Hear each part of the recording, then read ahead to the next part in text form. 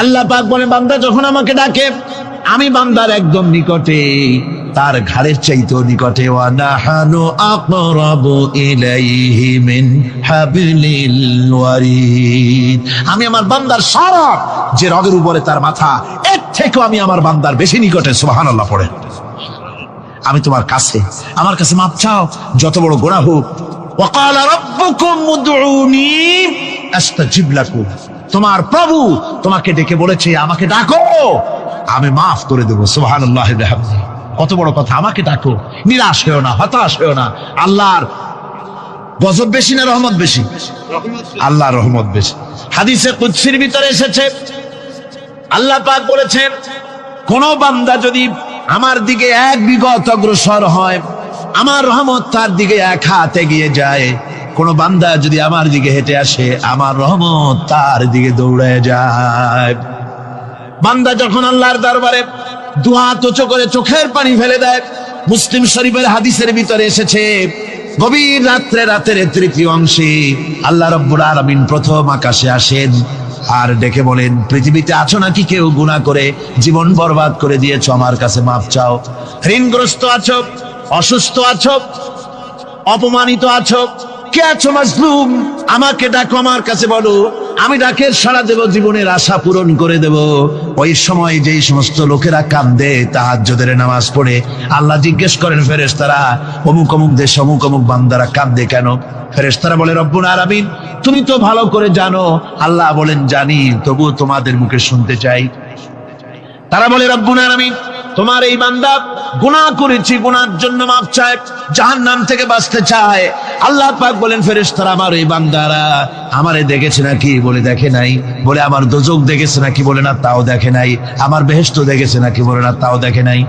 আল্লাহ পাক বলেন ফেরেশতারা সাক্ষী থাকো, ওরা আমাকে দেখে নাই, আমার বেহেশত দোজখ কিছুই দেখে নাই, শুধুমাত্র আমার নবীর কথা, আমার কোরআনের কথা বিশ্বাস করে আরামের ঘুমকে হারাম করে যেভাবে তারা কাঁদতেছে, সাক্ষী থেকে যাও ফেরেশতারা, আমার রহমতের দরিয়ায় জোশ মেরেছে, আমার ওই ক্রন্দনরত বান্দাগুলিকে আমি আল্লাহ মাফ করে দিলাম। সুতরাং মুমিন বান্দা যারা, আল্লাহর মুমিন বান্দা যারা, এই ইমানের কোয়ালিটি, এটাও হতাশায় নিরাশায় ভেঙে পড়বে না। গুনাহ তো মানুষই করে, গুনাহ হয়ে গেছে, মাপ চাও। তোমার গুনাহ কদ্দুর? তোমার গুনাহ যদি হয় পাহাড় সমান, আল্লাহর রহমত আকাশ সমান। জাহান্নামের কঠিন শাস্তি থেকে বাঁচতে হলে আল্লাহর প্রতি ঈমান আনতে হবে। আর ঈমান আনলে যে কোয়ালিটিগুলি হওয়া উচিত, সেগুলি আমি আপনাদের সামনে আলোচনা করছি।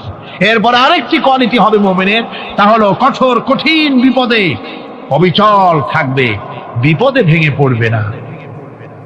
বিপদ আপদ, শত্রুতা, ক্ষয় ক্ষতি যা কিছু হয় সবই আল্লাহর পক্ষ থেকে, এটা মেনে নিতে হবে এবং ধৈর্য ধারণ করতে হবে।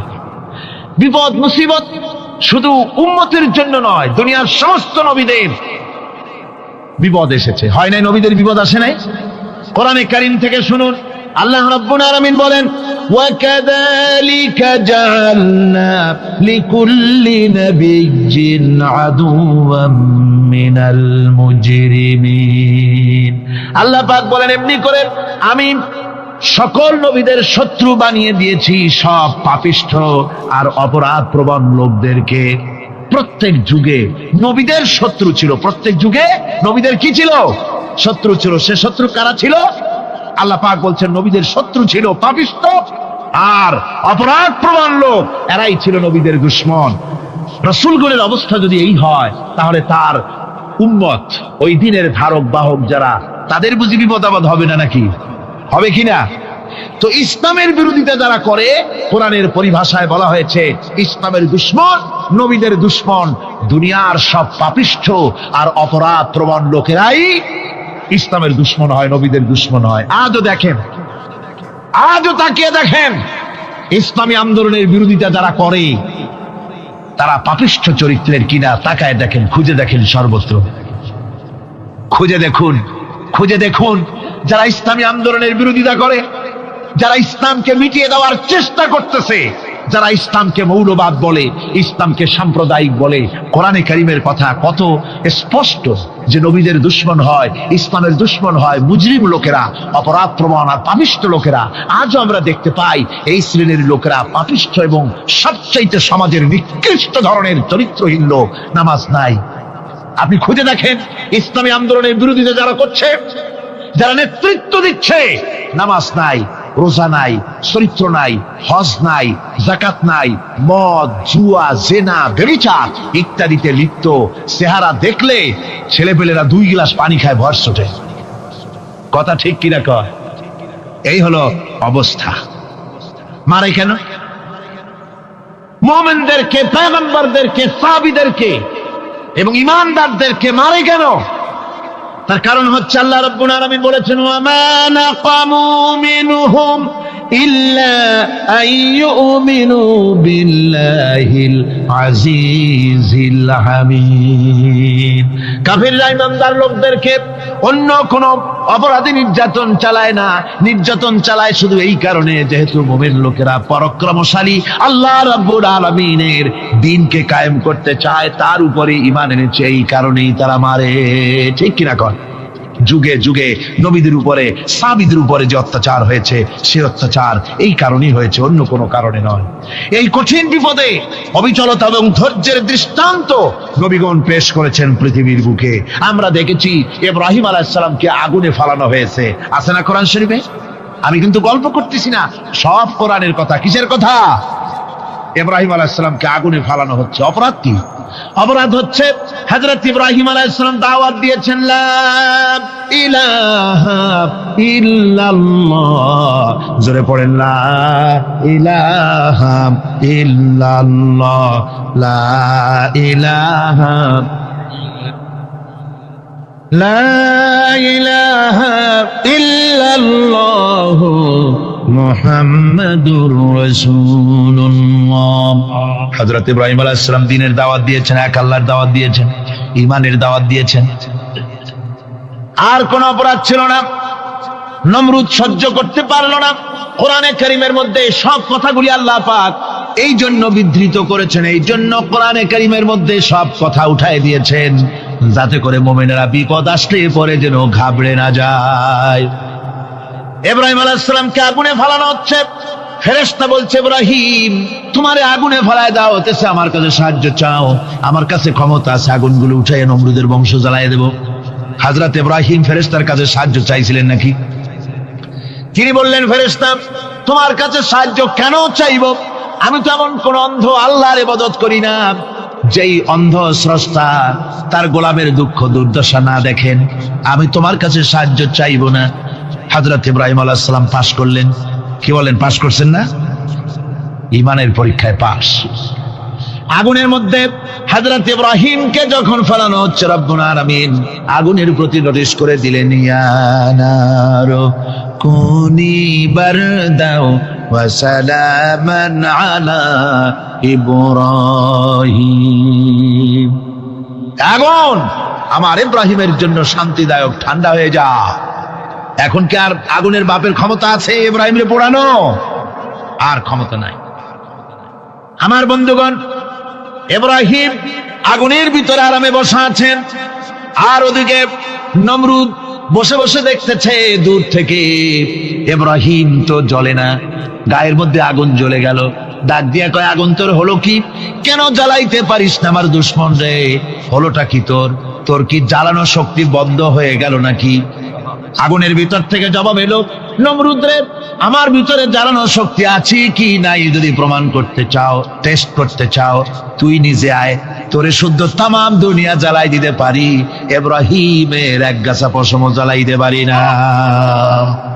তার কারণ হচ্ছে আমি হচ্ছি মাখলুক, আল্লাহ হচ্ছেন খালিক। আল্লাহ আমাকে বলেছেন না জ্বালাতে, তুমি 1000 বার বললেও আমি ইব্রাহিমকে জ্বালাইতে পারবো না। কোরআনে কারীমে ঘটনা বলে মুমিনদেরকে সাহস দেওয়া হচ্ছে, মুমিনেরা দ্বীনের কাজ করতে গিয়ে বিপদ আবাজ আসবে, ইমানের দাবি হলো বিপদ আসবে, আর বিপদ আসলে ঘাবড়ায় যেও না, মুসিবতে পড়ে চিন্তায় পেরেশানে হয়রান হয়ে যেও না। বিশ্বকবি আল্লামা ইকবাল কি সুন্দর করে বলেছেন, আজ ভি হোক জু বিরাহিম কা ইমা पैदा आग कर सकती है एक अंदाज गुलिस्तां पैदा। ইব্রাহিমের ইমান যদি আজিও কোথাও হয় বিদ্যমান, করতে পারেন অগ্নিকুণ্ডে খুবসুরত এক গুলিস্তান। আজও যদি আগুনের ভিতরে কোন নমরুদ কোন ইব্রাহিমকে যদি ফেলে দেয়, আল্লাহ রাব্বুল আলামিন আজও আগুনকে ফুলের বাগান বানায়া দিবেন। সুবহানাল্লাহ। ভয় পাওয়ার কারণ নাই, চিন্তা করার কোনো কারণ নাই। আমার বন্ধুগণ, হযরতে হুদ আলাইহিস সালামকে যখন সমাজের লোকেরা, রাষ্ট্রের লোকেরা ঘিরে ফেলে দিল, সমাজ শক্তি রাষ্ট্র শক্তি যখন তাকে ঘিরে ফেলে দিল, ষড়যন্ত্রের পাহাড় তুলে দিল, তারে মেরে ফেলে দিবে, হযরত হুদ দেশ থেকে তা পালায় গেলেন না, ভয় পেলেন না। হযরতে হুদ আলাইহিস সালাম বললেন, কোরআনে কারীমে হযরত হুদের কথা কোট করা হলো, ফাকিদুনি জামিআন সুম্মা লা তুনজিরুন। সম্মিলিতভাবে ষড়যন্ত্র করো আমার বিরুদ্ধে, সবাই মিলে ষড়যন্ত্র করো, সুম্মা লা তুনজিরুন, আর আমাকে এতটুকু অবকাশ তোমরা দিও না। ইন্নী তাওয়াক্কালতু আলাল্লাহি রাব্বি ওয়া রাব্বিকুম, আমি ভরসা করেছি সেই আল্লাহর উপরে যার কুদরতি হাতের ভেতরে, যিনি আমাদের রব তোমাদেরও রব, আর যার কুদরতি হাতের ভিতরে তামাম পৃথিবীর জানগুলি যার হাতে, সে আল্লাহর উপরে ভরসা করেছি। ষড়যন্ত্র যদ্দূর আছে করতে থাকো, আমি ষড়যন্ত্র পরোয়া করি না। সুবহানাল্লাহ। এটাই হলো মুমিনের কোয়ালিটি। শুধু ঈমান, লা ইলাহা ইল্লাল্লাহ মুহাম্মাদুর রাসূলুল্লাহ, গরুর গোশত খাই, আর রবিউল মাস আসতে পরে ইয়া নবী সালাম আলাইকা, ইয়া রাসূল সালাম আলাইকা, তারপরে গরম গরম জিলাপি আর রসগোল্লা খাইলাম খুব বেশি করিয়া, এর নাম মুমিন নয়। মুমিন হচ্ছে তার চলায় ফেরায় ওঠায় বসায় সাহসে তো তার এক আন্দাজ তৈরি হবে সে। আমার ভাইয়েরা, বিপদে অবিচলতা আমাদেরকে পয়গম্বরেরা শিক্ষা দান করেছেন। আমরা দেখতে পেয়েছি বিশ্বনবী জনাবে মুহাম্মাদুর রাসূলুল্লাহ সাল্লাল্লাহু আলাইহি ওয়াসাল্লাম হিজরতের রাত, কাফেররা চতুর্দিকে দাঁড়ানো, হযরত জিবরাইল এসে বলেন, ইয়া রাসূলুল্লাহ, হে কাফেররা চতুর্দিকে ঘিরে দাঁড়িয়েছে, গভীর রাত, এখন হাতে তাদের তরবারি, সকাল হলে পরেই তারা আপনাকে মেরে ফেলে দিবে, তাড়াতাড়ি ওঠেন, মদিনার দিকে চলে যান। আল্লাহ নবী ঘুমের থেকে জেগে হযরত আলীকে ডেকে বলেন, আলী, আল্লাহ অর্ডার করেছেন আমি মদিনায় চললাম, আমার বিছানার পরে আমার চাদর গায়ে দিয়ে শুয়ে থাকো। হযরত আলী বলেন, আল্লাহর হাবিব, আপনার চাদর গায়ে দিয়ে ঘুমিয়ে থাকবো, সকালবেলায় কাফির বেঈমানেরা আপনার বিছানার পরে আপনার চাদর গায়ে দেওয়া অবস্থায় আমি আলীকে তারা মুহাম্মদ মনে করবে, আর আমি আলীকে নবী মনে করে তারা তাদের তরবারি দিয়া কেটে কেটে টুকরা টুকরা করে আমারে বিদায় করে দেবে দুনিয়া থেকে। এতটুকুনো পরোয়া করি না, বরং আমার দিলের মধ্যে এটাই তৃপ্তি থাকবে যে আমি আলীর জীবনের বিনিময়ে আল্লাহর হাবিব দুনিয়ায় বেঁচে আছেন।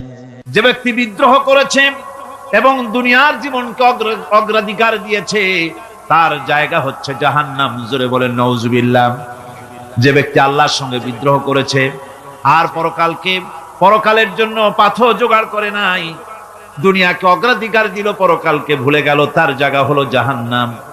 وَأَمَّا مَنْ خَافَ مَقَامَ رَبِّهِ وَنَهَى النَّفْسَ عَنِ الْهَوَى فَإِنَّ الْجَنَّةَ هِيَ الْمَأْوَى। আর যে ব্যক্তি আপন প্রভুর সামনে উপস্থিত হওয়াকে ভয় করেছে এবং আপন প্রবৃত্তিকে লালসা মুক্ত করেছে, লালসার হাত থেকে রক্ষা করেছে, আল্লাহ রাব্বুল আলামিন কিয়ামতের দিন তার জন্য রেখে দিয়েছেন জান্নাত। তার জন্য কোন জায়গা? জান্নাত। আমাদেরকে পরকাল ভিত্তিক জীবন যাপন যদি করি, তাহলে কবরের জবাবগুলি খুব আসান হবে। আর যদি পরকাল ভিত্তিক জীবন যাপন না হয়, কবরটা মুসিবত হয়ে যাবে। হযরত ওসমান রাদিয়াল্লাহু তাআলা আনহু কবরের কাছে গিয়ে খুব কাঁদতেন। সাহাবায়ে কেরাম প্রশ্ন করেছেন, হুজুর, রাসূল করিম সাল্লাল্লাহু আলাইহি ওয়াসাল্লাম যখন জান্নাত ও জাহান্নামের ওয়াজ করেন, কখনো তো এত বেশি আপনি কাঁদেন না যত বেশি কাঁদেন কবরের কাছে এসে। কারণ কি? হযরত ওসমান রাদিয়াল্লাহু তাআলা আনহু বলতেন, আমার সাথীরা, আমি আমার হাবিবের কাছে, আল্লাহ রাব্বুল আলামিনের রাসূলের কাছে আমি শুনেছি এই কবরটাই হলো প্রথম স্টেশন, এই কবরটাই হলো প্রথম ইমিগ্রেশন কাউন্টার। এই জায়গায় যদি কেউ ধরা পড়ে যায়, কারো যদি চার্জশিট হয়ে যায়, সব জায়গায় ধরা পড়ে যাবে, হাসরে মিজানে সিরাতে কোনো জায়গায় নাজাত পাবে না। আর এই কবরটা যদি কেউ মুক্তি পেয়ে যায়, মিজান সিরাত হাসর সব জায়গা থেকে আল্লাহ তারে ভালোভাবে পার করে দিবেন। এটা হলো আসল জায়গা, মারাত্মক জায়গা, খুব মারাত্মক জায়গা। আমি এটাকে ইমিগ্রেশন কাউন্টার বলেছি আমার ভাষায়। ইমিগ্রেশন কাউন্টার যারা বিদেশ ভ্রমণ করেছেন তারা জানেন। লন্ডন যাবেন, আমেরিকা যাবেন, সৌদি আরব যাবেন, যে কোনো বিদেশে যাবেন, গেলেই পাসপোর্ট তারা দেখবে। পাসপোর্টে আপনার ন্যাশনালিটি কোনটা সেটাই তারা জানতে চাইবে। আপনি কোন দল করেন এটা তারা জানতে চাইবে না। আপনি কোন ভাষায় কথা বলেন তাও তাদের জানার দরকার নেই। প্রথমেই তারা আপনার ন্যাশনালিটি দেখবে, আপনার আইডেন্টিটি কি তারা জানতে চাইবে। তারপরে যদি স্যাটিসফ্যাক্টরি হয় আপনাকে ভিসা দিয়ে ভেতরে ঢুকবার ব্যবস্থা করে দেবে। আর যদি তারা স্যাটিসফাইড না হয় তাহলে আপনাকে মেহমানখানায় ঢুকানো হবে গ্রেফতার করে। কবর হচ্ছে এ ধরনের একটি ইমিগ্রেশন কাউন্টার। কবরের ভিতরে মানুষ যখনই রাখা হবে সঙ্গে সঙ্গে দুজন ফেরেশতা আসবে। কবরের কাছে যারা এসেছিল দাফন হয়ে যাওয়ার পর এই লোকগুলি 40 কদম যেতে যতক্ষণ লাগে এর মধ্যেই দুজন ফেরেশতা এসে যাবে। এসে জিজ্ঞেস করবে, মান রব্বুকা, তুমি কোন দল করতে? ওটা তাদের জানার দরকার নেই। চাকরি কিসে করতেন ওটা জানার দরকার নেই। ব্যবসা করতেন না চাকরি করতেন প্রয়োজন নেই। প্রথমেই জিজ্ঞাসা করা হবে ন্যাশনালিটি, প্রথমেই জিজ্ঞাসা করা হবে তার ন্যাশনালিটি সম্পর্কে, তার আইডেন্টিটিটা কি, এবং সেটাকে সত্যায়িত করার জন্য, বোঝার জন্য 3টি প্রশ্ন। প্রথম প্রশ্ন, মান রব্বুকা ওয়া মা দীনুকা ওয়া মান নাবিয়্যুকা, তোমার রব কে, তোমার দ্বীন কি, তোমার নবী কে। যদি এই ব্যক্তি বেঈমান হয়, মুনাফিক হয়, সে বলবে হায় হাতা লা আদরি, হায় হাতা লা আদরি, জানি না আমার রবকে, আমি জানি না। তোমার দিন কি, দিন কারে কয় বুঝি না। এরপরে আল্লাহর নবী জনাবে মুহাম্মদ রাসূলুল্লাহ সাল্লাল্লাহু আলাইহি ওয়াসাল্লাম কে দেখানো হবে, বলা হবে মা কুনতা তাকুলু ফি হাদার রাজুল, এই ব্যক্তি সম্পর্কে তোমার ধারণা কি নিকে? বলবে আমি চিনি না। নাউযুবিল্লাহ। বাস, এরপরে তার যা হবার তাই শুরু হয়ে যাবে। আর যদি বান্দাটা মুমিন হয়, প্রশ্ন করা হবে মান রব্বুকা, জবাব দেবে রব্বি আল্লাহ, আমার রব আল্লাহ রাব্বুল আলামিন। ওয়া মা দীনুকা, দীনুনা ইসলাম, আমার দিন হচ্ছে ইসলাম। এরপরে আল্লাহর নবীকে দেখানো হবে। কয়েক রকমের বর্ণনা আছে, কোন বর্ণনায় আছে হুজুরের আকারে দেখানো হবে, অথবা রাসূলকে সরাসরি দেখানো হবে। বলা হবে মা কুনতা তাকুলু ফি হাদার রাজুল, এই লোকটি সম্পর্কে ধারণা কি? মুমিন ব্যক্তি বলবে হাদা নবিয়ুনা মুহাম্মাদুর রাসূলুল্লাহ সাল্লাল্লাহু আলাইহি ওয়াসাল্লাম, ইনি আমার তো সেই নবী মুহাম্মাদুর রাসূলুল্লাহ সাল্লাল্লাহু আলাইহি ওয়াসাল্লাম। আমরা যেন এই রকমের জবাব দিতে পারি, আল্লাহ কবুল করো। সকলে জোরে কোন আমিন। জবাব হয়ে যাওয়ার পর গায়ব থেকে আওয়াজ আসবে, ফাফরিশু বিল জান্নাতি ওয়ালবিসু বিল জান্নাহ, ও আমার ফেরেশতারা আমার এই বান্দাকে জান্নাতের পোশাক পরাইয়া দাও আর কবরটাকে জান্নাতের বিছানা বিছাইয়া দাও। জান্নাতের পোশাক পরাইয়া দাও, জান্নাতের বিছানা বিছাইয়া দাও। ইলা মাদ্দা বাসারিহি, তার চোখের দৃষ্টি যত দূর যায় কবরটা ততটা প্রশস্ত করে দাও।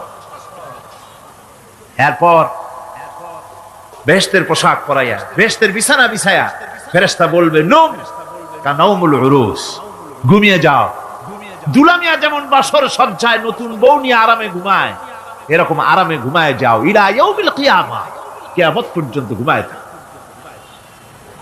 হারামে ঘুমিয়ে থাকবে, এরপরে সিংগায় ফুৎকার হবে, সিংগার ফুৎকারের আওয়াজে তার ঘুম ভেঙে যাবে, বলবে ইয়া ওয়াইলানা মান বা'সানা মিন মারকাদিনা, হায় আফসোস, আমার এত আরামের ঘুম থেকে কে আমাকে জাগ্রত করলো, আমার ঘুমটারে নষ্ট করলো কে? আওয়াজ আসবে হাযা মা ওয়াদার রহমান ওয়া সাদাকাল মুরসালুন, এটা হচ্ছে রহমানের সেই ওয়াদা, আর মুরসালিনরা নবীরা সত্য কথাই বলেছিলেন, সেই কিয়ামত অনুষ্ঠিত হচ্ছে। আমার বন্ধুগণ, সেজন্য এই দুনিয়ার মোহে পড়ে থাকলে পরে দুনিয়ায় যারা অগ্রাধিকার দিবে দুনিয়াকে পরকালের তুলনায়, জবাব দিতে পারবে না কবরের ভিতরে গিয়া। আর যারা পরকালকে অগ্রাধিকার দিবে, দুনিয়ার চাইতে পরকালকে বেশি অগ্রাধিকার দেবে, আর আল্লাহর ভয় কলিজার ভিতরে রাখবে, কবরের জবাব সঠিকভাবে দিতে পারবে, কিয়ামতের দিন আল্লাহ রাব্বুল আলামিন তাদের জন্য জান্নাত দান করবেন। জোরে বলেন আমিন। দুনিয়াটা হচ্ছে দুনিয়া যেখানে আমরা আছি। আমি আগেই বলেছি দুনিয়া হচ্ছে আদনা শব্দ থেকে এর উৎপত্তি হয়েছে, তুচ্ছ, নিকৃষ্ট, এটার দাম নাই, এটার মূল্য নাই। হযরত ইবনে কাইয়িম রাহিমাহুল্লাহ নওয়ারাল্লাহু মারকাদাহু ওয়া জাআলাল জান্নাতা মাথওয়াহু, হযরত ইবনে কাইয়িম তিনি বলছেন, সুন্দর করে বলছেন দুনিয়া সম্পর্কে, মা মাদা ফিদ দুনিয়া আহলামুন ওয়া মা বাকিয়া মিনহা আমানি ওয়াল ওয়াক্তু বাইনাহুমা দাইউন। মা মাদা ফিদ দুনিয়া আহলামুন, জীবনের যে অংশ ফেলে এসেছি সেটা আজ একটা স্বপ্ন, ওয়া মা বাকিয়া মিনহা আমানি, আর জীবনের যে অংশ সামনে বাকি আছে সেটা এখন একটা আকাঙ্ক্ষা, ওয়াল ওয়াক্তু বাইনাহুমা দাইউন, আর এর মাঝখান থেকে সময় সব চলে যাচ্ছে। কত বড় কথা চিন্তা করেছেন? জীবনের যে অংশ ফেলে এসেছি তা আজকে স্বপ্ন, তা আজ কি বলেন? স্বপ্ন। আর সামনে যা আছে সেটা আকাঙ্ক্ষা, আর মাঝখান থেকে সময় সব চলে যাচ্ছে। এরপরে তিনি বলছেন, ওয়ামান ইয়াসহাবিদ দুনিয়া ইয়াকুন মিসলা কাবিদিন আলাল মাই খালাতুহু ফুরুজুল আসাবিঈ। দুনিয়াদারের অবস্থা হচ্ছে এই, কেউ যদি দুই হাতে পানি খামসায় ধরে, দুই হাতে কি ধরছে বলেন? দুই হাতে পানি খামসায় ধরেছে, খুব মজবুত করে ধরেছে, 2 মুঠ পানি, বলেন থাকবে কতটুকু? কতটুকু থাকবে? 1 ফোঁটাও থাকবে না, কারণ তার আঙ্গুলের ফাঁক তার সাথে খেয়ানত করবে, আঙ্গুলের ফাঁক দিয়া পানিগুলি সব বেরিয়ে চলে যাবে। সুতরাং দুনিয়া যারা চায় তারা ঠিক পানি খামসায় ধরলে পানি যেমন হাতের ভেতর থেকে খেয়ানত করে চলে যায়, যারা দুনিয়া চায় দুনিয়াও তাদেরকে ভাবে ফাঁকি দিয়ে চলে যায়। তবুও দুনিয়ার মায়া মানুষের এত বেশি।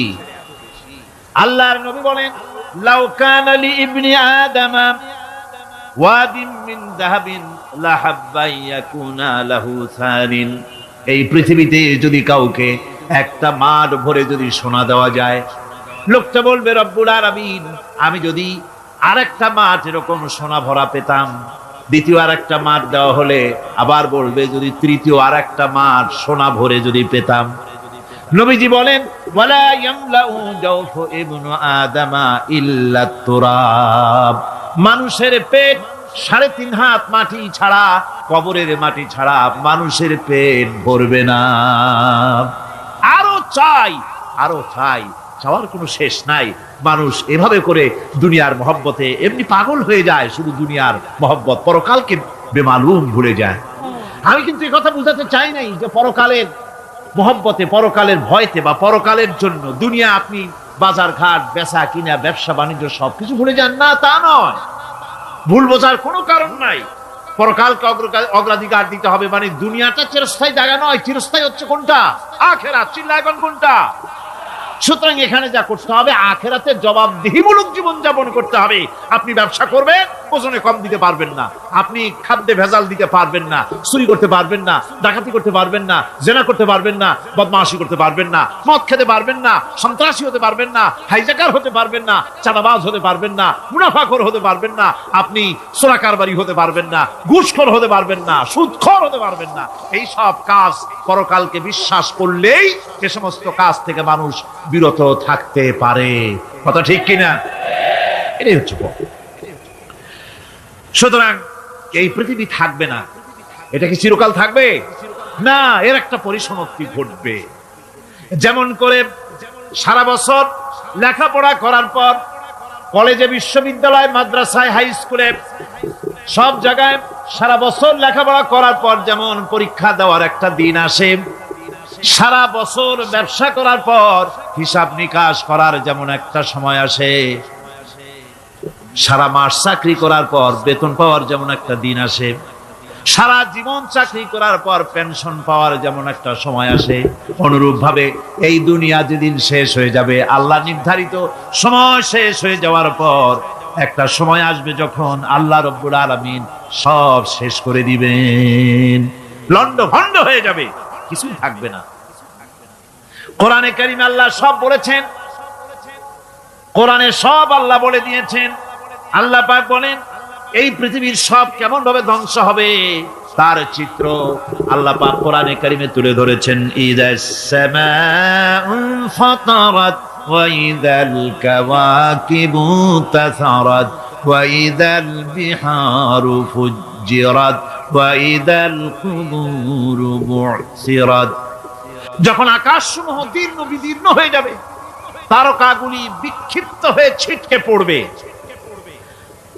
আর সমুদ্রগুলি উচ্ছ্বসিত হয়ে পড়বে, কবরগুলি সব তার ভেতরে যা আছে উদ্গীরণ করে দেবে, তারকাগুলি স্থিমিত হয়ে যাবে। এরপরে সমস্ত আকাশগুলি কিতাবের পৃষ্ঠার মতো একটার পরে একটা ঠাস ঠাস করে পড়তে থাকবে, চূর্ণ বিচূর্ণ হয়ে ভেঙে চুরে একাকার হয়ে যাবে। পাহাড়গুলিকে উড়িয়ে দেওয়া হবে, চন্দ্র এবং সূর্য একাকার হয়ে যাবে। আল্লাহ রাব্বুল আলামিন বলেন ফাইদা বারিকাল বাসার ওয়া খাসাফাল কমার ওয়া জুমিআশ শামসু ওয়াল কমর। চক্ষু যখন বিস্ফারিত হয়ে যাবে, চাঁদ যখন তার আলো হারিয়ে ফেলবে, সূর্য যখন তার আলো হারিয়ে ফেলবে, চাঁদ আর সূর্য সব একাকার হয়ে যাবে, সেই সময়ের অবস্থাটা কি চিন্তা করো। মানুষ হয়রান হয়ে দৌড়াদৌড়ি করবে। وحملت الأرض والجبال فدكتا دكة واحدة। জমিন এবং পাহাড়গুলির মধ্যে আল্লাহ রাব্বুল আলামিন সংঘর্ষ বাঁধিয়ে দিবেন, পাহাড়গুলি ভেঙে চুরে টুকরা টুকরা হয়ে যাবে, পাহাড়গুলি উঁচু করে জমিনের উপরে আছাড় মেরে আল্লাহ রাব্বুল আলামিন ভেঙে চুরে চুরমার করে দিবেন। সুবহানাল্লাহ। ওয়াতাকুনুল জিবালু কালইহনিল মানফুস। পাহাড়গুলো পেঁজা ধোনা তুলার মতো করে উড়িয়ে দেওয়া হবে, পাহাড় উড়ে যাবে। সুবহানাল্লাহ। পাহাড় পাথরের তৈরি করা পাহাড়, এই পাহাড়গুলি তুলার মতো হয়ে উড়বে কিভাবে? আমি এই দৃশ্য নিজের চোখে কিছুটা হলেও দেখছি।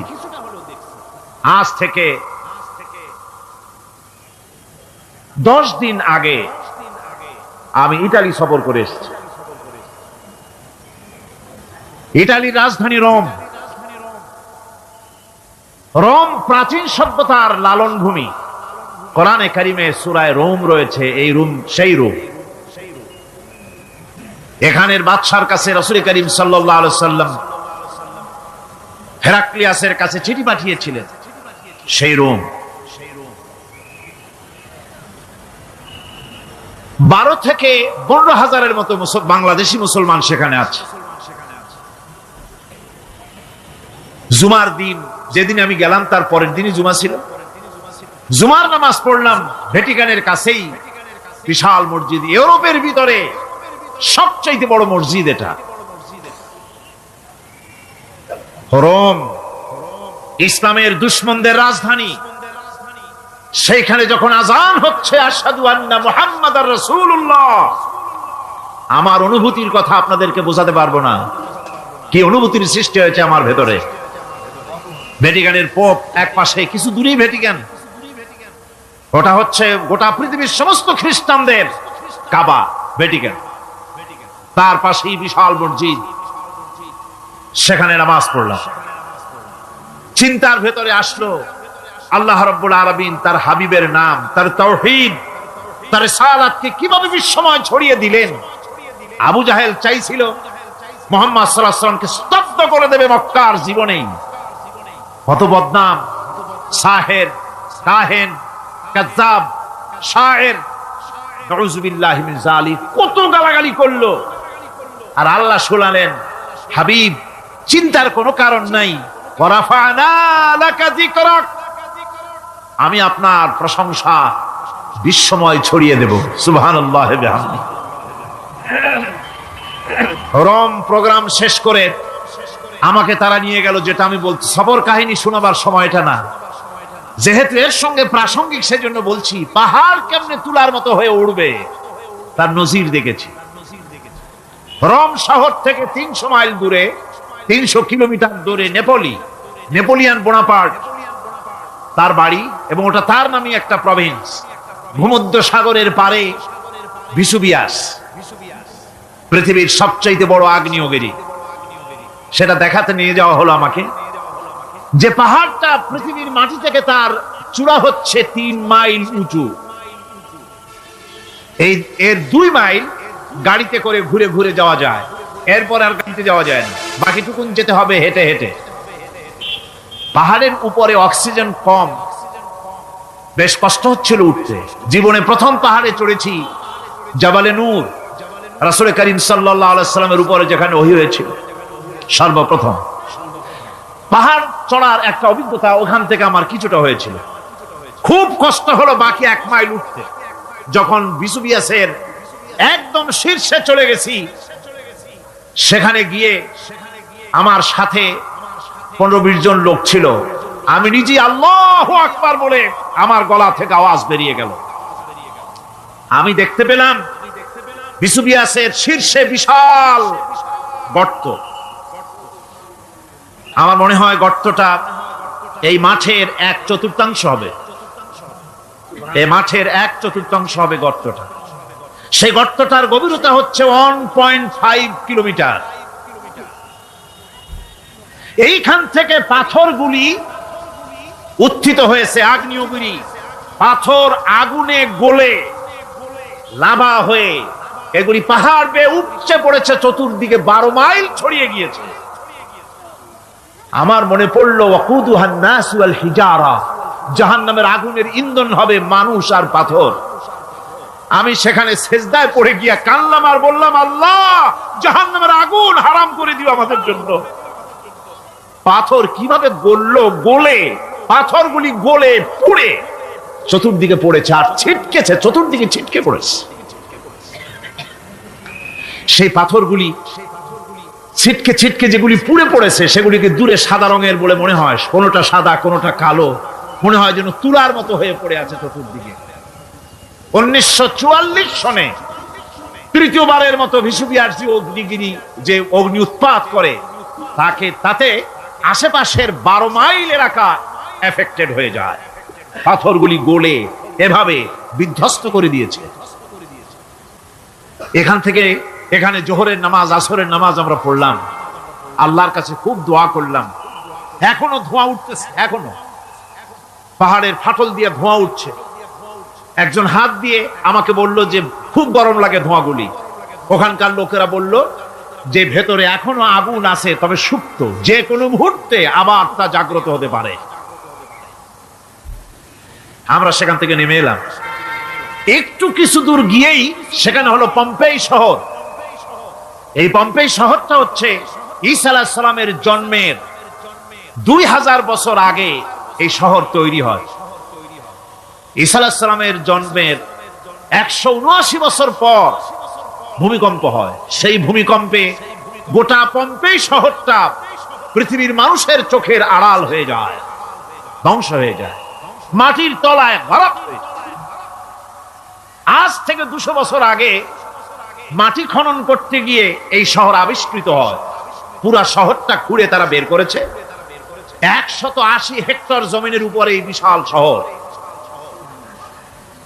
ঘুরে ঘুরে দেখলাম, গাড়ি চলে না সেখানে, পায়ে হেঁটে দেখতে হলো। প্রশস্ত রাস্তা। আজ থেকে 4000 বছর আগের মানুষেরা রাস্তা বানাতে জানতো পাথর দিয়ে, এবং রাস্তার দুধারে তাদের ছিল ফুটপাথ, পানির ব্যবস্থা, নগরায়নের সব রকমের সুযোগ সুবিধা। তারপরে সেখানে বিচারালয়, এরপরে দোকানপাট, বাজারঘাট, সবকিছুর ব্যবস্থা রয়েছে।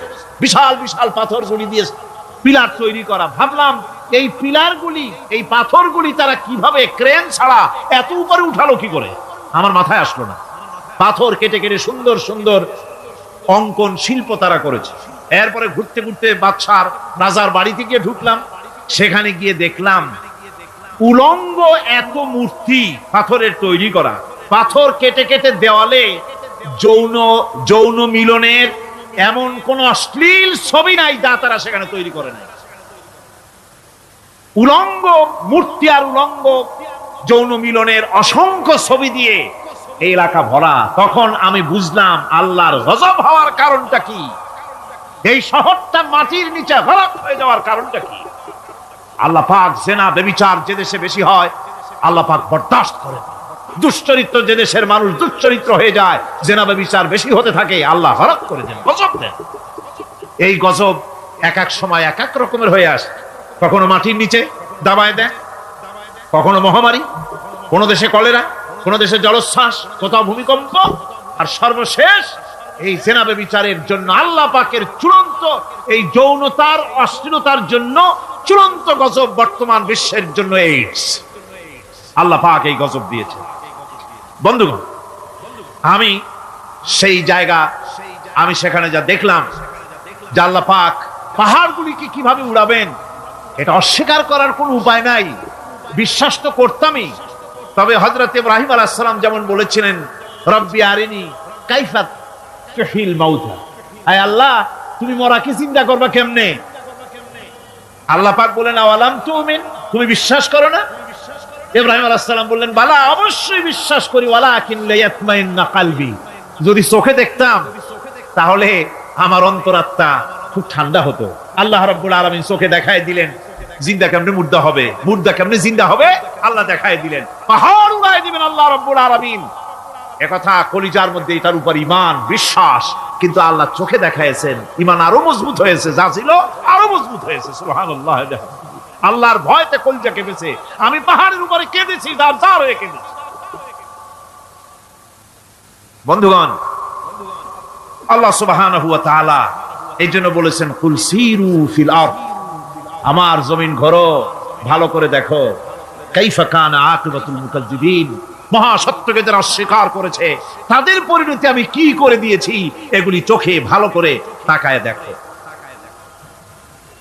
আমার বন্ধুগণ, সুতরাং এই পৃথিবীর অবসান হবে, এই পৃথিবী ধ্বংস হবে, এই পৃথিবী চূড়ান্ত ভাবে শেষ হয়ে যাবে। ও হ্যাঁ, আরেকটি কথা বলতে হয়, সেটা হচ্ছে যে এই রোম থেকে আর একটু দূরে 900 মাইল দূরে হচ্ছে সিসিলি। 900 মাইল দূরে, সেখানে এই সিসিলি মুসলমানেরা শাসন করেছিল 350 বছর। সেই সিসিলিতে রয়েছে 360টা মসজিদ মুসলমানদের করা। সমস্ত মসজিদগুলি আজ তালা বন্ধ, একটা মসজিদও খোলা নাই। সেখানকার মুসলমানেরা ওয়াজ শুনতে এসেছিল রোমে। আমি তাদের জন্য পরামর্শ দিয়েছি যে গভর্নমেন্টের কাছে তোমরা দাবি জানাও যে অন্তত একটা মসজিদের দরজা আমাদের জন্য খুলে দাও। রোমের অবস্থানরত প্রবাসী বাংলাদেশি মুসলমানেরা আমাকে বলেছে, তাদের অনেকের বাড়ি চট্টগ্রামেও আছে, আমাকে বলেছে তাদের চোখে পানি আসছে বলার সময় যে চিরঙের তাফসীর মাহফিল যখন আসে কলজেটা কাঁদতে থাকে যাওয়ার জন্য। তো যাওয়া তো সম্ভব না এত দূর থেকে, আমাদের সালাম বলে দিবেন যত লোক আসবে, আর আমাদের জন্য দোয়া করতে বলবেন যেন এই রোমের ভিতরে আমরা ইসলামের আদর্শের ভিত্তিতে আমরা যেন চলতে পারি। আপনারা দোয়া করুন তাদের জন্য। ভাইরা আমার, এই পৃথিবী একদিন পরিসমাপ্তি ঘটবে এবং আল্লাহর দরবারে আমাদেরকে উঠতে হবে এবং সেখানে আমাদের বিচার হবে। সেখানে আমাদের কি হবে? বিচার হবে। আল্লাহ পাক বিচারটাকে নির্ভুল করার জন্য, সঠিক করার জন্য প্রত্যেকের গলায় আমলনামা ঝুলায় রাখছেন, এখানে রেকর্ডের ব্যবস্থা করা হয়েছে। আল্লাহ পাক বলছেন ওয়া কুল্লা ইনসানিন আলজামনাহু তাইরাহু ফি উনুকিহি ওয়া নুখরিজু লাহু ইয়াওমাল কিয়ামাতি কিতাবান ইয়ালকাহু মানশুরা। আল্লাহ পাক বলেন প্রত্যেকের ভালো মন্দ কর্মফল, কর্মলিপি আমি তার গলায় ঝুলায় রেখেছি।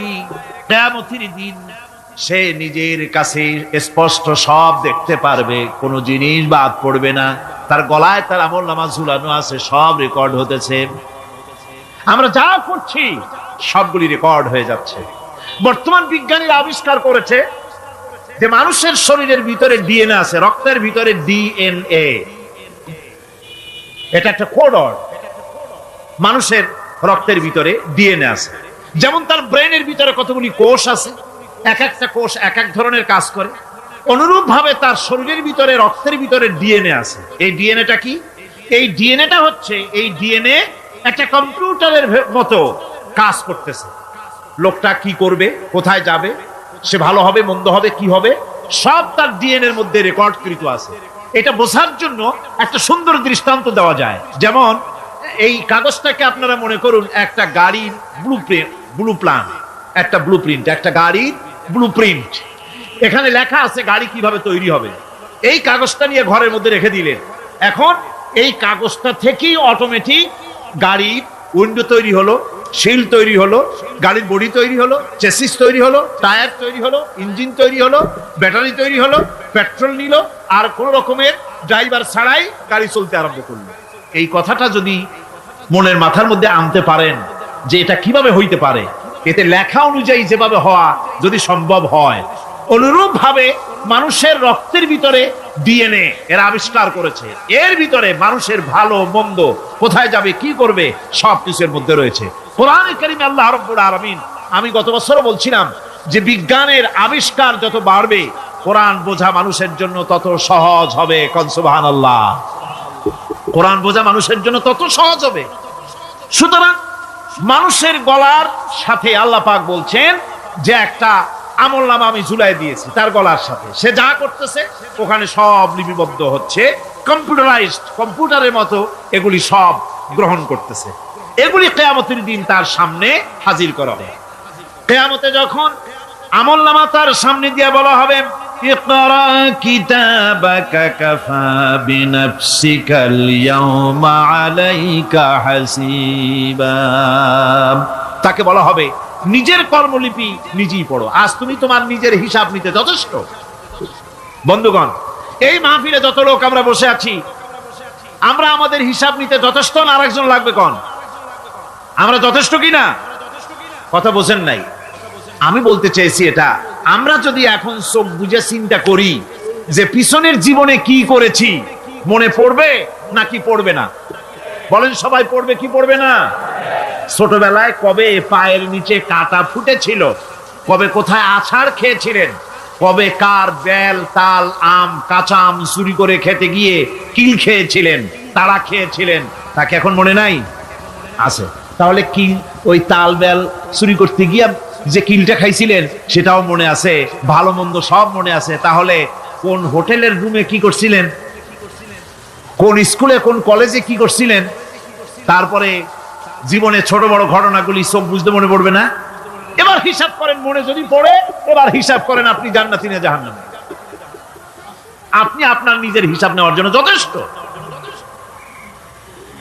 তাকে হিসাব করতে বলা হবে, তোমার হিসাব, তোমার নিজের হিসাব নেওয়ার জন্য তুমি যথেষ্ট, তোমার হিসাব তুমি নিজেই করো, এটা পড়ো। আর সেই কিয়ামতের দিন কোনো সাহায্যকারী মিলবে না। লান তানফাকুম আরহামুকুম ওয়ালা আওলাদুকুম ইয়াওমাল কিয়ামা। লান তানফা, কিয়ামতের দিন কোনো ফায়দা হবে না, অবশ্যই কোনো ফায়দা হবে না, কোনো উপকারে আসবে না। কিয়ামতের দিন তোমার সন্তান, তোমার স্ত্রী, তোমার মাল, তোমার সম্পদ কোনো উপকারে আসবে না। কিয়ামতের ময়দানে সেদিন সব তোমার সাথে বিচ্ছিন্ন করবে, সব পালায় যাবে। সেখানে উৎকোষেরও কোনো কারবার নাই যে ঘুষ টুস দিয়া ফেরেশতাদের কোন রকম বুঝবাজ দিয়া আলাদা কোন সোরাগলি পথ দিয়া একেবারে ফুট করে ভেসতে চলে যাবেন এমন কোনো সুযোগ নাই। অনেকে বলে হুজুর এমন কিছু দোয়া শিখায় দেন যাতে ওই সব জেহাদ বোমা এগুলি খুব ভয় পাই, ওসব রাস্তা টাস্তা না, খুব সহজে কিছু দোয়া দুরূদ করিয়া আস্তে করে জান্নাতে চলে যাওয়া যায় এরকম একটা দোয়া, এরকম একটা পথ বলে দেন। আমি বলি ভাই এরকমের কোন সোরাগলি আমার রাসূল আবিষ্কার করতে পারেন নাই, আল্লাহর পয়গম্বরের ওই ধরনের কোন পথ আবিষ্কার করতে পারেন নাই। সেখানে কিয়ামতের দিন কাউকে উৎকোচ গ্রহণ করার কেউ নাই, উৎকোচ দেওয়া যাবে না। আর উৎকোচ দিবি না কি, আপনার কাছে কিছু নাইও, থাকলেও নেওয়ার কেউ নাই। এই দুনিয়ায় ফাঁকিবাজি করে বহুত কিছু করা যায়, কিন্তু কিয়ামতের মাঠে এগুলি কিছুই চলবে না। اليوم لا ينفع مال ولا بنون। কিয়ামতের দিন ধন সন্তান সন্ততি আর সম্পদ কোনো কাজে লাগবে না। সেদিন শুধু আমল যদি ভালো হয় কাজে লাগবে, আমল খারাপ হবে সব শেষ হয়ে যাবে। আল্লাহ রাব্বুল আলামিন নবীজিকে ডেকে বলেছেন, নবী আপনি বলেন, কুল মা কুনতু বিদআম মিনার রাসূল, আপনি বলুন আমি কোন নতুন রাসূল নই, আমার আগে অনেক নবী রাসূল পৃথিবীতে এসেছেন, তারা বিদায় হয়ে গেছেন। আমি জানি না কিয়ামতের দিন আল্লাহ রাব্বুল আলামিন আমার সাথে কি ব্যবহার করবেন, আর আমি এও জানি না যে কিয়ামতের দিন আল্লাহ পাক তোমাদের সাথে কি ব্যবহার করবেন। এই আয়াত নাযিল হওয়ার পর আল্লাহর হাবিব তার মেয়েকে ডাকলেন, জামাইকে ডাকলেন, নাতিদেরকে ডাকলেন, আহলে বাইতদেরকে ডাকলেন, আর বললেন ও আমার মেয়ে কলিজার টুকরা ফাতেমা গো শোনো, কেবলমাত্র আয়াত নাজিল হয়ে গেল, আল্লাহ পাক আমাকে শুনাইছেন কিয়ামতের দিন আমি জানি না আমার সঙ্গে কি ব্যবহার করা হবে, আর এও জানি না যে তোমাদের সাথে কি ব্যবহার করা হবে। ও আমার কলিজার টুকরা মেয়ে ফাতেমা, কিয়ামতের দিন মুহাম্মদ সাল্লাল্লাহু আলাইহি সাল্লামের মেয়ে এই হিসাবে তোমার নাজাতের ফয়সালা হবে না। ও আমার কলিজার টুকরা নাতি হাসান আর হোসেন, কিয়ামতের দিন মুহাম্মদ সাল্লাল্লাহু আলাইহি সাল্লামের নাতি হিসাবে ফয়সালা হবে না। ও আমার জামাই হযরতে আলী, কিয়ামতের দিন আমার জামাই হিসাবে নাজাতের ফয়সালা হবে না। আমল যদি ভালো হয় ফয়সালা ভালো হবে, জান্নাতে চলে যাবে। আমল যদি খারাপ হয় কার নাতি কার জামাই দেখা হবে না। সুবহানাল্লাহ, কঠিন কিয়ামতের মাঠ। এই পরকালের বিশ্বাস যদি কলিজার মধ্যে ঢোকে মানুষ ভালো হয়ে যাবে। কোন সুবহানাল্লাহ। আপনাদের দৃষ্টিতে পারবে, কথার জবাব যে দিলেন না। পুলিশে কি মানুষের চরিত্র ভালো বানাইতে পারবে? পুলিশের চরিত্র ভালো বানাবে কেনা, সেটাই তো কথা। মানুষের চরিত্র যাতে ভালো থাকে, মানুষের যেন খারাপ কাম না করে, সেজন্য পুলিশ যাতে খারাপ কাম না করে সেজন্য আরো একটা ডিপার্টমেন্ট আছে না, তারা যাতে খারাপ কাজ না করে সেজন্য আর একটা আছে। এন্টি করাপশনের আবার এন্টি করাপশন আছে, তার উপর আবার এন্টি করাপশন আছে। এন্টিটার অভাব নাই। সুতরাং পুলিশ দিয়া, বিডিআর দিয়া, আর্মি দিয়া মানুষের, দেশের, জাতির চরিত্র ভালো বানানো যায় না। রাসূলুল্লাহ এ দিয়া বানান না, এটা ইসলামের নিয়ম নয়। পুলিশ দিয়া, আর্মি দিয়া দেশের মানুষের চরিত্র ভালো বানানো যায় না। চরিত্র ভালো বানানো যায় কেবলমাত্র পরকালের ভয় দিয়া। কিসের ভয় দিয়া? ওই যে মক্কার জীবনে ওই সমস্ত মানুষগুলি যারা চুরি করত, ডাকাতি করত, জিনা করত, বদমাশি করত, যারা শয়তানি করত, যারা মানুষকে খুন করত, এই মানুষগুলি এত ভালো হয়ে গেল, যারা চুরি ছেড়ে দিল, ডাকাতি ছেড়ে দিল, জিনা ব্যভিচার ছেড়ে দিল, এত ভালো হয়ে গেল, পৃথিবীর মধ্যে সেরা মানুষ তারা হয়ে গেলেন। জোরে বলেন সুবহানাল্লাহ। নবীর সাহাবীরা পৃথিবীর শ্রেষ্ঠ সন্তান, নবীর সাহাবীরা পৃথিবীর সেরা মানুষ, তাদের চাইতে সেরা মানুষ নবীদের পরে আর কেউ হতে পারে না। জোরে কোন সুবহানাল্লাহ। নবীর পরে পৃথিবীতে শ্রেষ্ঠ মানুষ কারা? সাহাবায়ে কেরাম রিদওয়ানুল্লাহ তাআলা আলাইহিম আজমাইন।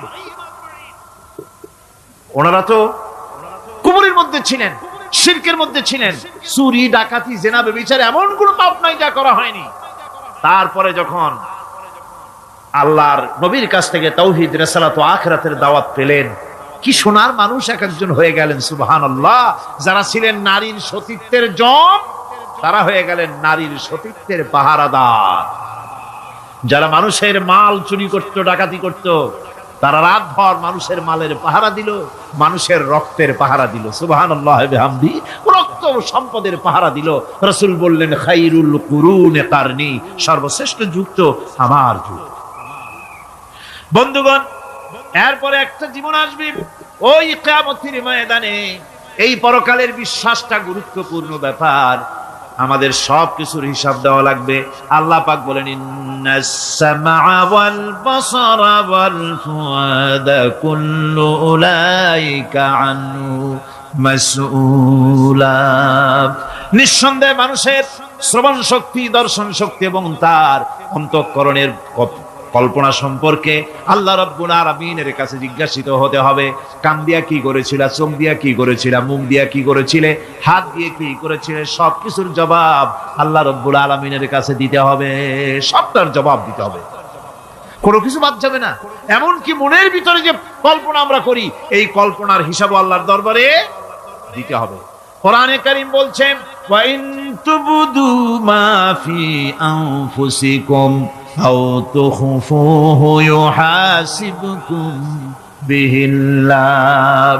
মনের ভিতরে তুমি যেটা কল্পনা করো সেটা প্রকাশ করো, অথবা তুমি গোপন রাখো, যাই তুমি করো না কেন, আল্লাহ রাব্বুল আলামিন এর হিসাবও তোমার কাছে নেবেন। ফায়াগফিরু লিমান ইয়াশাউ ওয়া ইউআযযিবু মান ইয়াশাউ ওয়াল্লাহু আলা কুল্লি শাইইন কাদির। মহান আল্লাহ পাক বলেন, করার পর তোমার মনের ভিতরে কি কল্পনা করেছিলে ওইটার হিসাব আমি নেব। হিসাব নেওয়ার পর যারে খুশি ক্ষমা করে দেব, যাকে খুশি শাস্তি প্রদান করব। সবকিছুর উপরে আল্লাহ রাব্বুল আলামিন শক্তিমান, সব তিনি করতে পারেন, সমস্ত কুদরত রয়েছে তার। সুতরাং মানুষদেরকে, আল্লাহর বান্দাদেরকে বিশ্বাস করতে হবে যে আমার কোনো কথা বাদ যাবে না, কথাগুলি রেকর্ড হচ্ছে, কথা রেকর্ড হচ্ছে। আমি যে ওয়াজ করতেছি এই কথাগুলি রেকর্ড হচ্ছে নাকি হচ্ছে না? অনেক টেপ রেকর্ডার রেকর্ড হচ্ছে, অডিও ভিডিও হচ্ছে। আজ থেকে 50 বছর পর যদি এই রেকর্ড বাজানো হয়, আমাকে যদি বলা হয় যে আপনি অমুক জায়গায় অমুক কথা বলেছেন, আমি যদি বলি না আমি কথা বলি নাই, তারপরে যদি রেকর্ড বাজানো হয়, তাহলে আমি কথা যে বলি নাই যদি বলি, তাহলে এটা ধরা পড়বে না? সেখানে ধরা পড়বে না? তাহলে এই মানুষের কথা প্লাস্টিকের ফিতায় রেকর্ড করে 50 বছর, 100 বছর, 200 বছর, 500 বছর যদি প্লাস্টিকের ফিতায় এটাকে চলচ্চিত্র করে অথবা টেপ রেকর্ডারে করে যদি ধরে রাখা যায়, এই বুদ্ধিটা কে দিলেন কত দেখি? সবাই কন্যা বুদ্ধিটা দিলেন কে? যে আল্লাহ রাব্বুল আলামিন মানুষের মাথায় বুদ্ধি দিলেন, যার দ্বারা সে মানুষের কথাবার্তা অ্যাক্টিভিটি সব ধরে রাখতে পারে।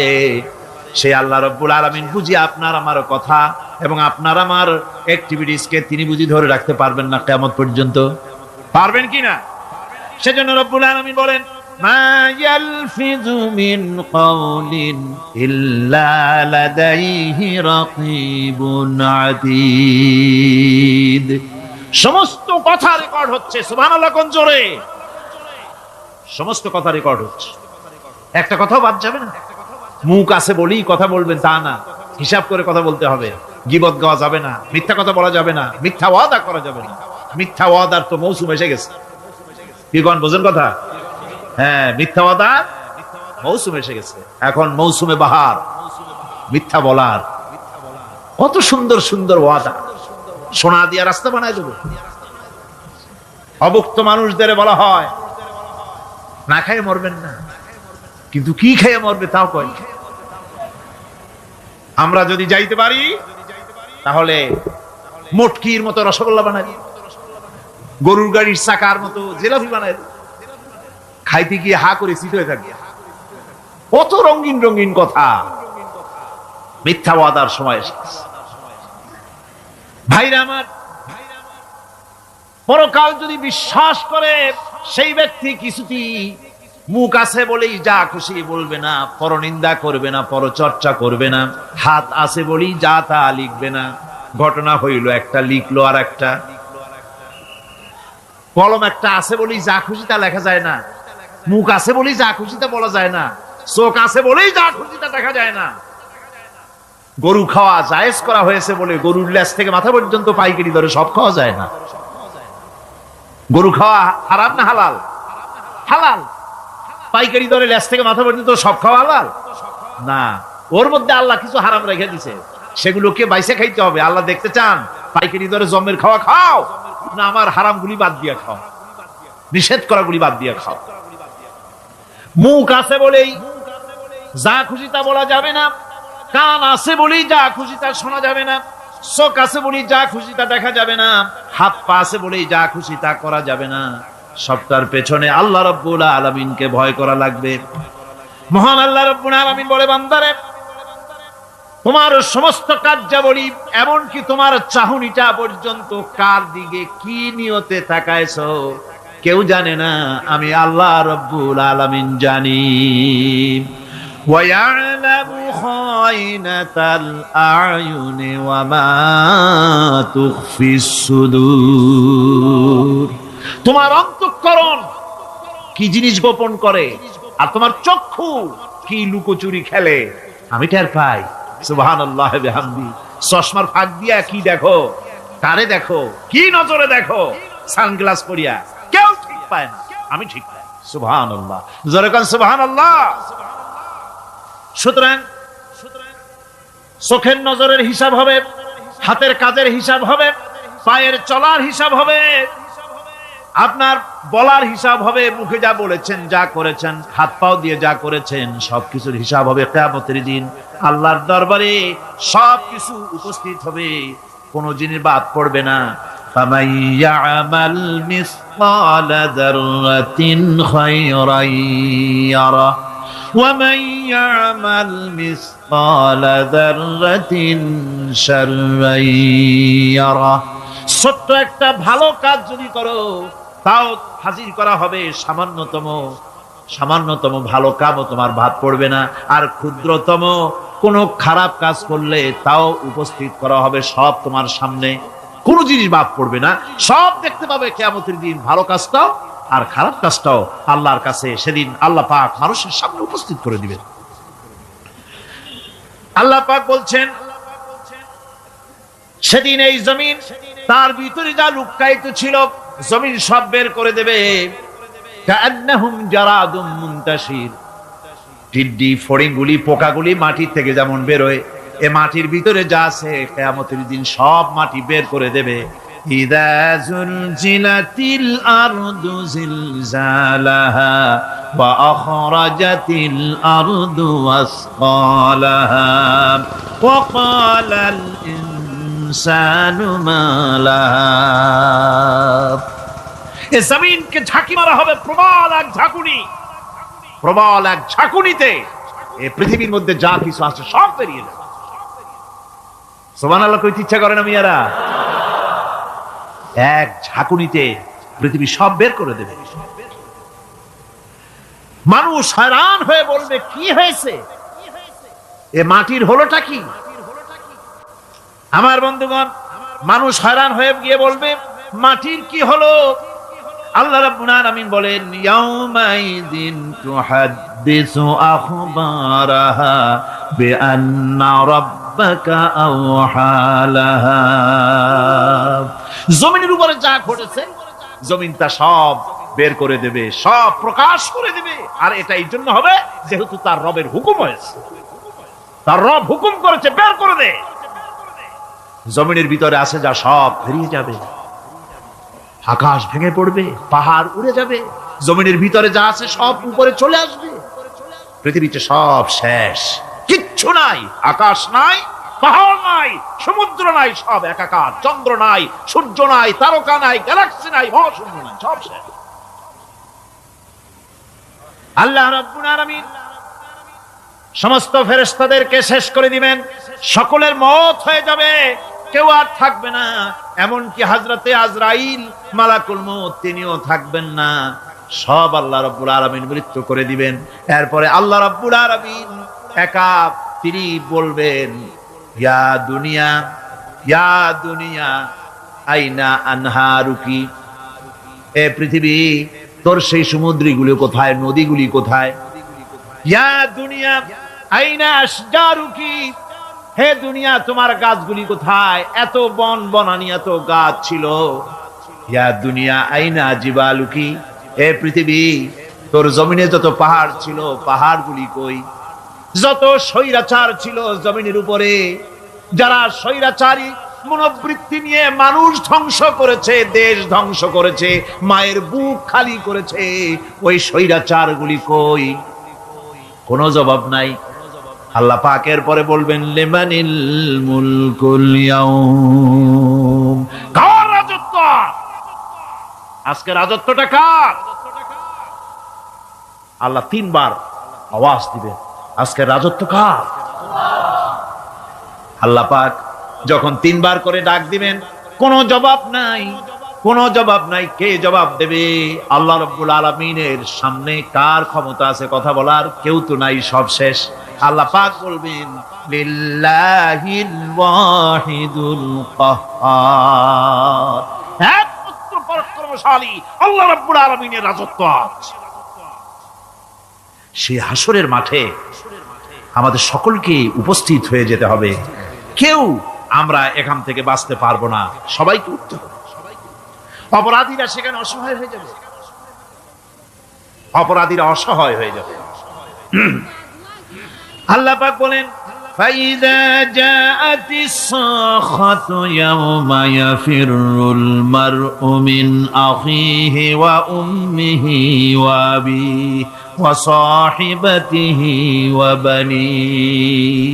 অবশেষে যখন কান ফাটানো আওয়াজ আসবে, এই আওয়াজ সেদিন মানুষ নিজের মা বাপ ভাই বোন সব থেকে বিচ্ছিন্ন হয়ে যাবে, সব একের থেকে আরেকজন পালায় যাবে, হারায় যাবে, কেউ কাউকে আর খুঁজে পাবে না।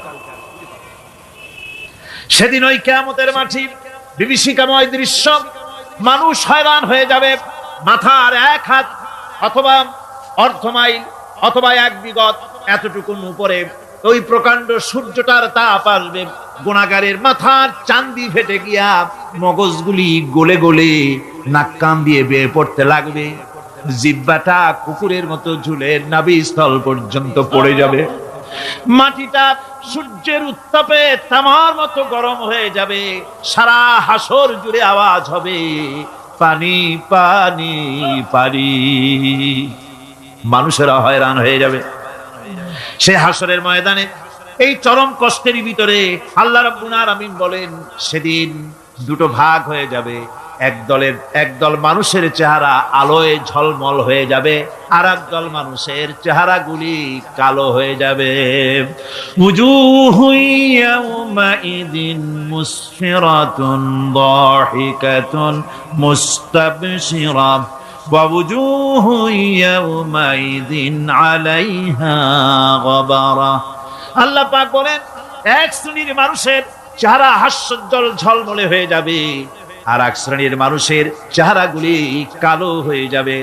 তারহাকুহা কাতারা উলাইকা হুমুল কাফারাতুল ফাজারা। হাস্যোজ্জ্বল, স্বচ্ছন্দপূর্ণ, সুন্দর, উজ্জ্বল ঝলমলে চেহারা হবে ঈমান আনার কারণে, পরকালকে বিশ্বাস করার কারণে, আল্লাহ এবং রাসূলের কথা অনুযায়ী জীবন যাপনের কারণে চেহারাটা উজ্জ্বল হয়ে যাবে। আর আল্লাহর নাফরমানি, রাসূলের নাফরমানি, পরকালকে অস্বীকার করার কারণে কাফেরগুলির চেহারা, মুনাফিকগুলির চেহারা কালো হয়ে যাবে। তাদেরকে আলাদা করে দেওয়া হবে।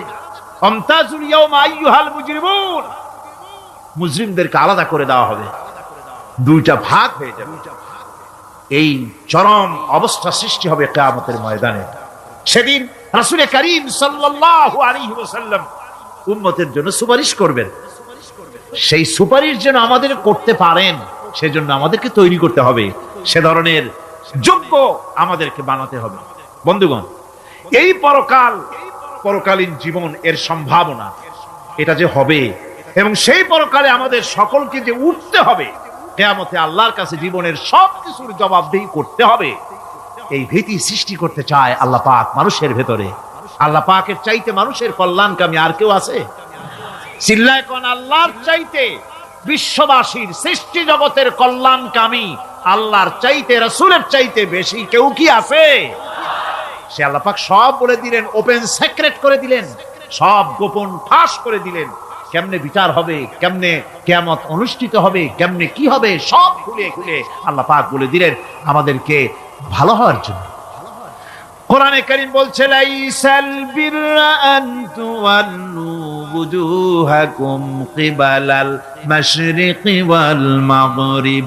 পূর্ব পশ্চিমে মাথা ঘুরানো, সার নত করা, মাথা ঘুরানো, মুখ ঘুরানো, এটাই কিন্তু সৎ কাজ এবং পুণ্যবান হওয়ার, সৎ কাজ করার, নেককার হওয়ার জন্য যথেষ্ট নয়, বরং ওয়ালাকিন্নাল বিররা মান আমানা বিল্লাহি ওয়াল ইয়াউমিল আখির। প্রকৃতপক্ষে সৎকারী মুমিন, ভালো কাজ করা, প্রকৃত মুমিন, সত্যিকারের ভালো মানুষ, সত্যিকারের ইমানদার হওয়ার জন্য 10টি কাজ লাগবে। কয়টি কাজ? 10টি কাজ লাগবে। সেই 10টি কাজের একটি কাজ গত বছর আপনাদের খেদমতে আরজ করা হয়েছে, 2টি বলা হয়েছে, বাকি আজকে বললাম আর একটা, হয়ে গেল 3টা। বাকি আছে কয়টা? 7টা বাকি আছে, আরো 7টা। পরকাল ভিত্তিক জীবনযাপন যদি করতে পারি তাহলে আমরা হব দুনিয়ার শ্রেষ্ঠ মানুষ। কোন আলহামদুলিল্লাহ। وسخر لكم ما في السماوات وما في الأرض। এই পৃথিবীতে যা কিছু তোমরা দেখতে পাও, এই সব কিছুকে তোমার অনুগত করে দেওয়া হয়েছে, যাতে করে তোমার সাহায্য করতে পারে, তোমার সহযোগিতা করতে পারে। এজন্য আমি সবকিছুকে সৃষ্টি করেছি। সাখারা শব্দের অর্থ হচ্ছে যে আমি সবগুলিকে তোমাদের অনুগত করে দিয়েছি, যাতে করে তোমাদের অনুগত থাকে, অর্থাৎ তোমরা তাদের এই সমস্ত জিনিস দিয়ে তোমরা কাজ নিতে পারো। পানির উপর দিয়ে তোমরা যেন নৌকা চালাতে পারো, স্টিমার চালাতে পারো, পানি অনুগত করা হয়েছে, বাতাসকে অনুগত করা হয়েছে, পৃথিবীর সব কিছুকেই আমি অনুগত করে দিয়েছি তোমাদের, যাতে করে তার দ্বারা তোমরা কাজ নিতে পারো। অন্যত্র আল্লাহ বলছেন, আল্লাহুল্লাযী খালাকাস সামাওয়াতি ওয়াল আরদা ওয়া আনজালা মিনাস সামাই মাআন ফাআখরাজা বিহি মিনাস সামারাতি রিজকান লাকুম। আল্লাহ হচ্ছেন তিনি, আল্লাহ রাব্বুল আলামিন হচ্ছেন তিনি, যিনি আকাশ সৃষ্টি করেছেন, যিনি জমিন সৃষ্টি করেছেন, এবং ঊর্ধ্বদেশ থেকে, মেঘমালা থেকে তোমাদের জন্য বৃষ্টি বর্ষণ করেছেন, এবং সেই বৃষ্টি দিয়ে মাটির ভিতর থেকে ফসল উদ্গত করে তোমাদের খাবারের বন্দোবস্ত করেছেন। তিনি হচ্ছেন আল্লাহ পাক। তার জায়গায় ছড়িয়ে আছে, তার দয়া নাই, রহমত নাই, এমন কোন সৃষ্টি নাই। মানুষের জন্য যা কিছু প্রয়োজন তিনি তার দয়া দিয়ে, রহমত দিয়ে তিনি তার সৃষ্টি করে দিয়েছেন। আল্লাহ পাক বলছেন, ওয়াসাখখারা লাকুমুশ শামসা ওয়াল কামারা দাইবিনা ওয়াসাখখারা লাকুমুল লাইলা ওয়ান নাহার। যিনি চন্দ্র সূর্যকে সৃষ্টি করেছেন এবং এগুলিকে নিয়ন্ত্রিত করেছেন, চাঁদ সূর্যকে সৃষ্টি করে নিয়ন্ত্রিত করে দিয়েছেন, তোমাদের সমস্ত প্রয়োজন তিনি মিটিয়ে দিয়েছেন। দেখুন, চাঁদ এবং সূর্যকে আল্লাহ পাক সৃষ্টি করেছেন এবং একটা রহমত, একটা কুদরত সেই চাঁদ সূর্যের মধ্যে দান করেছেন। সূর্য যেখানে আছে, এটা যদি আল্লাহর দয়া না থাকতো, শুধু তাপ দেওয়ার জন্য সৃষ্টি করতেন আর মানুষের কল্যাণের দিকটা যদি চিন্তা না করতেন, তাহলে সমস্যা হয়ে যেত। সূর্য যেখানে আছে, বিজ্ঞানীরা বলেছেন, তার থেকে যদি কিছু নিচে নেমে আসতো, তাহলে গোটা পৃথিবী জ্বলে পুড়ে ভস্ম হয়ে যেত। আর যেখানে আছে তার থেকে সূর্য যদি কিছু উপরে উঠে যেত, তাহলে গোটা পৃথিবী হিম শীতল হয়ে, পৃথিবী ফ্রিজ হয়ে যেত, মানুষ প্রাণী জগৎ মরে সব শেষ হয়ে যেত। চাঁদ যেখানে আছে, এই চাঁদ তার জায়গা থেকে কিছু উপরে যদি উঠত, তাহলে পৃথিবী মরুভূমি হয়ে যেত। আর যেখানে আছে তার থেকে কিছু নিচে যদি আসতো, তাহলে গোটা পৃথিবী পানি, সমুদ্রের পানি, নদীর পানিগুলি প্লাবিত হয়ে, ওভারফ্লো হয়ে, উচ্ছ্বসিত হয়ে গোটা পৃথিবীকে প্লাবিত করে দিত, ডুবাই দিত, সব শেষ হয়ে যেত। তাহলে আমরা দেখতে পাচ্ছি, শুধু সৃষ্টি নয়, সৃষ্টিও করেছেন এবং প্রত্যেকটি সৃষ্টির পেছনে তার দয়া কাজ করেছে, তার কুদরত কাজ করেছে, যাতে করে মানুষের জন্য সুবিধা হয়, মানুষের জন্য উপকার হয়। অন্য আয়াতে আল্লাহ পাক বলেন وآتاكم من كل سألتموه وإن تعدوا نعمة الله لا تحصوها আল্লাহ পাক বলেন তিনি তোমাদের প্রতি এত দয়াবান, আল্লাহ তোমাদের প্রতি এত দয়া রাখেন, এত মেহেরবানি করেন যে তোমাদের সমস্ত চাহিদা তিনি পূরণ করেছেন। তোমাদের জীবনে যা দরকার সব তিনি পূরণ করেছেন, এত পূরণ করেছেন।